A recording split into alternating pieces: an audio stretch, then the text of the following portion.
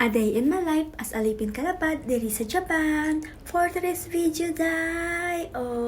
Ayan pala mga day, ay dumaan yung tatay ni Hapon dito sa amin para magtanong kung may lunch na ba kami or nakapagluto na ba ako. Dahil nga, pupunta siya ng supermarket kasi kung wala pa, ay bibilhan niya kami ng obento. Yun pala, sinama na ako ng tatay ni Hapon para pumili ng kung ano yung gusto ko.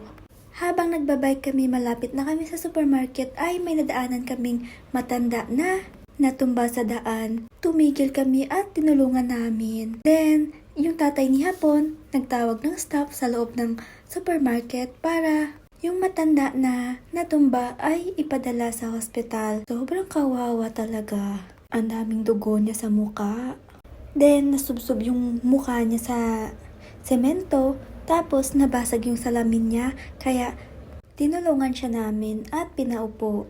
Ayun pala mga day, nung nakasakay na sa ambulansya yung matanda ay pumasok na kami sa loob ng supermarket. Ayan, pinapapili na ako ng tatay ni Hapon kung ano yung gusto ko. Yun pala, kung lagi kayong nanonood ng video namin, kung nakikita nyo, laging kasama yung nanay ni Hapon. Ngayon naman, ipapakilala ko sa inyo yung tatay ni Hapon. Ayan, sobrang bait din yan. Hindi sila madamot na matanda, tapos lagi kaming tinutulungan ng asawa ko. Ayan pala mga day, magbabayad na yung tatay ni Hapon. Yung pinili ko ay chicken with rice, then kay Hapon naman ay katsudon. Yan lang yung pinili ko mga day dahil nga nahiya naman ako pag marami. Nilibre na nga kayo. Ari. Pala, fast forward na, nakarating na kami ng bahay. Pagdating ko, pinainit ko na yung kay Hapon at saka hinatid sa kanya sa second floor. Then, kakain na rin ako. Itadakimasu mina. Ayun pala, thank you sa tatay ni Hapon. Otosang arigatou gozaimasu. Napakaswerte ko sa mga biyanan ko, mga day, dahil nga sobrang bait nila sa akin.